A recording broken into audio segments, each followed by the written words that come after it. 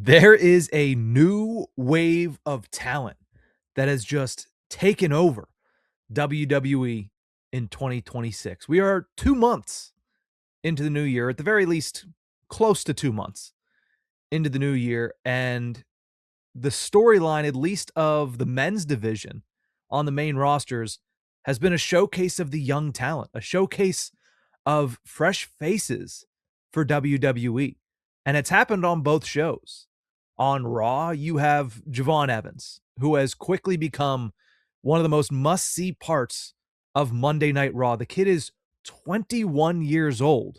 Not only was he the Iron Man in this year's Royal Rumble, but he already has a pretty tough candidate to beat for Moment of the Year. And at this point, it might just be whether or not he can beat out his own moment when he hit that OG cutter on Bravo Americano on Monday Night Raw. I mean, the fact that he was able to, from the opposite side of the ring, fly through the air and catch Bravo as clean as he did and hit that move as flawless as he did, it's just a small sample size of what it feels like Javon Evans is capable of doing in the WWE. And that's taking away the fact that he was on the receiving end of one of the coolest moves in the Royal Rumble, which is when he got caught with an RKO when he was going for the OG cutter. So Javon Evans has already established himself as a moment maker on WWE's main roster. But it's not just that he's making moments. He's winning matches. He's 4-0 in non-Rumble matches in 2026, including a main event win this past week on Monday Night Raw, which qualified him for the Elimination Chamber. So you want to talk about putting a rocket ship on a young kid. Javon Evans was the Iron Man in the Royal Rumble, was the maker of some of the most memorable moments. He has not lost a singles match in 2026, and now he's entering the Elimination Chamber, an Elimination Chamber that includes Randy Orton, LA Knight, and Cody Rhodes. That is a big spotlight to put on a kid who has only been legally able to drink in the United States for a couple of months at this point. So I think everybody is well aware now who Javon Evans is and the potential that he brings to Monday Night Raw. If you shift focus to Friday Night Smackdown, there's two gentlemen that have just been killing it since the turn of the calendar, and one that has been killing it since before the calendar flipped to 2026, and that's Carmelo Hayes. It took some time once Carmelo Hayes got to the main roster. He wasn't immediately a star. He did have some really solid matches. He did have a loyal fan base, but he wasn't as over as he is right now. And I think the turning point for Carmelo Hayes was the Last Time Is Now tournament. He got the win in the first round, and everybody was like, oh, that was a great match. Excited to see more from him. And then they realized he's going up against Gunther. And you're like, okay, well, his tournament ends there. And that was correct. He wasn't able to get past Gunther. But in that match, he did something, at least in my opinion, that I didn't expect to see going into that day. He made me believe for a split second that he was going to be able to walk away with the victory. He almost had a count out 2 or 3 times, and credit has to go to Gunther because he was on the other end of that, making you believe, oh, maybe, just maybe, he's not going to be able to get the job done. But it was a great match, and it opened a lot of people's eyes to what Carmelo Hayes can do. He took that momentum back to SmackDown and parlayed that into a United States Championship victory, his first singles championship on the main roster. And he has just continued a lineage that, once again, still has a little bit of that John Cena rub on it, because the US Open Challenge has now been a thing for almost 6 months. It started with Sami Zayn. Whenever he took the title off of Solo Sikoa, he defended it against John Cena in an open challenge. And then since then, every title defense with the US title has been a US Open Challenge. For the most part, there have been a couple where it's storyline driven, but for the most part, it's been US Open challenges. And that has been used to bring back superstars.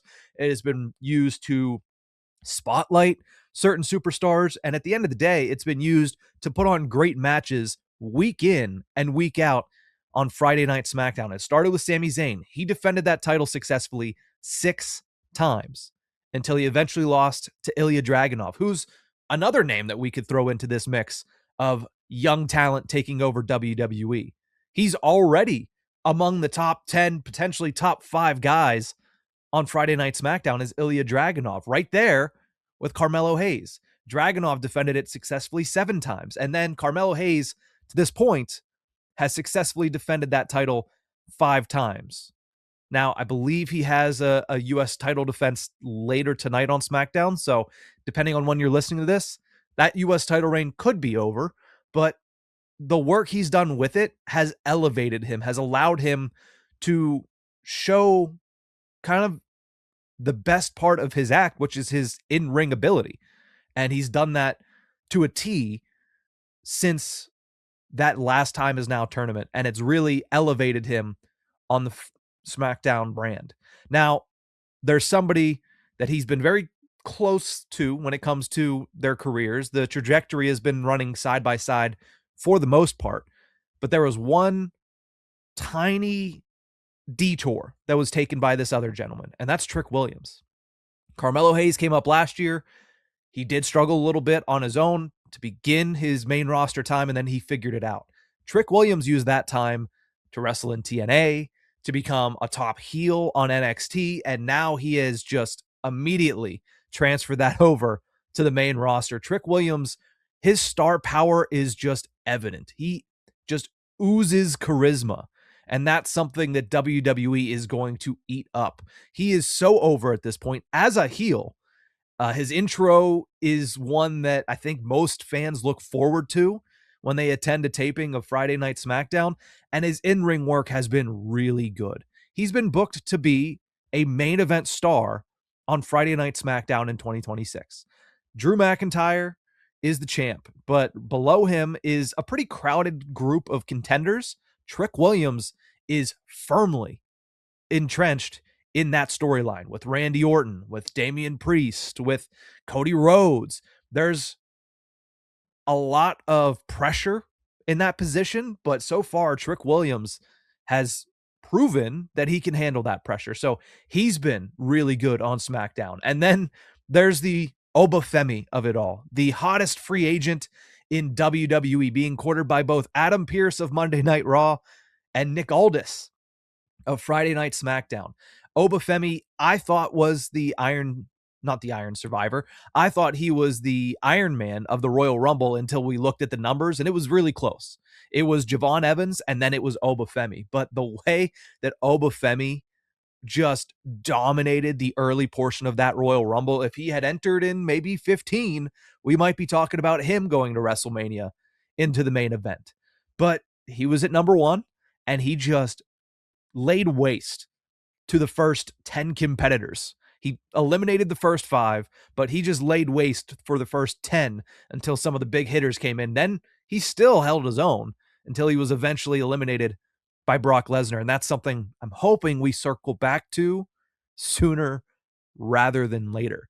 But this is a guy that has immediate main event potential, and not just main event of WWE television shows, but main event of PLEs, main event of Saturday night's main event. And he proved it at the John Cena Saturday night's main event when he took on Cody Rhodes.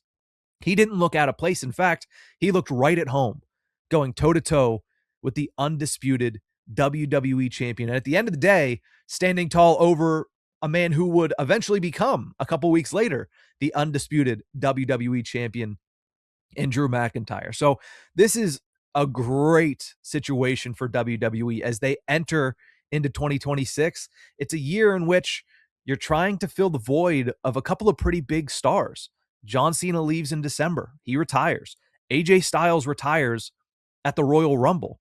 Now, all of a sudden, you're looking at a WWE that has opportunity and spaces to be filled by younger talent. Javon Evans, Carmelo Hayes, Trick Williams, Oba Femi, Ilja Dragunov. These guys are all going to battle to fill that void. And I think that is going to be one of the top storylines to follow as we get back on this road to WrestleMania and through the road of 2026 as a whole. But the last thing I'll say about it is this. A lot of these people are being pegged as the future of WWE. Femi, Trick Williams, all these names. They're the future of this company. That feels like a pretty good re-entry point for one Bron Breakker. Whenever Bron Breakker comes back, he's out indefinitely after having a surgery a couple weeks ago, but when he returns, how often over the past year have we heard, whether it be Bron Breakker, Seth Rollins, or Paul Heyman, say this guy is the future of this industry? And he was the first of all of these other names that I've mentioned to come up and establish himself. He is a, I believe, 2-time Intercontinental Champion already. He walked into WrestleMania last year, the Intercontinental Champion, and he did not get pinned. And he is yet to have, he didn't have another title match until the first Monday Night Raw of 2026, where he was in a world title match in which people thought he was going to win. At the very least, people believed that it was a possibility that he could take that title away from CM Punk. So whenever he returns, you can add all of these names to the list of potential Breakker feuds. Obviously, there's the CM Punk of it all. Obviously, there's the Masked Man who took him out of the Rumble. There's going to be something that has to happen there. Obviously, there's Seth Rollins whenever he returns from injury. But I see at some point, whether it be in 2026 or in 2027, after all these other stars have had a year on the main roster to establish themselves more, I could see Bron Breakker being the selfish, I'm the number one guy, I'm the future, and you all fall in line behind me. I think that would be captivating television, just watching Bron Breakker go from feuds with Javon Evans to a feud with Trick Williams to a feud with Carmelo Hayes. And I understand there's the blurred line of the two brands, but when you're talking about a guy like Bron Breakker, I think at some point you could have him be someone that jumps, similar to what we've seen from Cody Rhodes, similar to what we've seen from Femi already.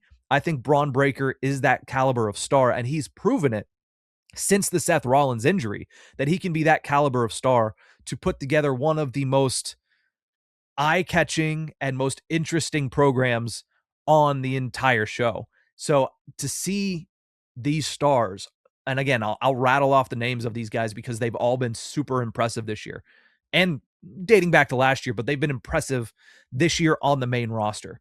Javon Evans, Ilja Dragunov, Carmelo Hayes, Trick Williams, Femi.